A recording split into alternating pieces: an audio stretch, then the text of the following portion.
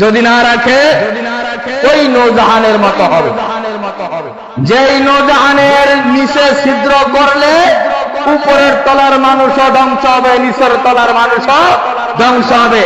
অন্যায় কাজ যদি আপনি দেখেন, দেখার পরে যদি আপনি প্রশ্রয় দেন, গজব আপনার উপরে শুধু আসবে না, তার উপর আসবে সমাজের সবাই ধ্বংস হয়ে যাবে। সম্মানিত হাজরিনে কেরাম, আল্লাহ সুবহানাহু ওয়া তাআলা এজন্যই বারবার বলছেন, আমান লাম ইয়াহকুম বিমা আনজালাল্লাহু ফাউলাইকা হুমুল কাফিরুন।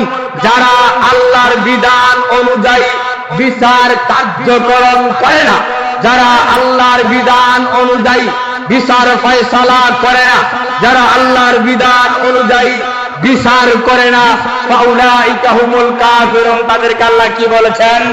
কাফের বলেছেন। যদিও এই আয়াতের তাফসীর মুফাসসিরিনে কেরাম বিভিন্ন জন বিভিন্ন ভাবে করেছেন। আবার বলছেন, আমাল্লাম ইয়াকুম বিমা আনজালাল্লাহু ফাউলাইকা হুমুজ জালিমুন।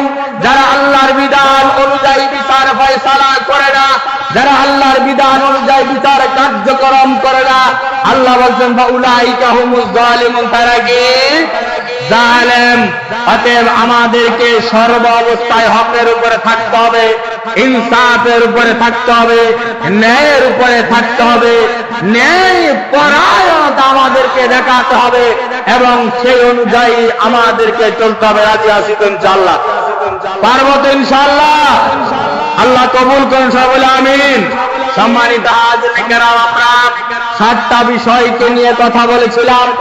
1 নাম্বার হলো ইমামুল আদল, ইনসাফ প্রতিষ্ঠাকারী বাদশা। 2 নাম্বার আমরা বলেছিলাম ওয়াসাবুন নাশা ফি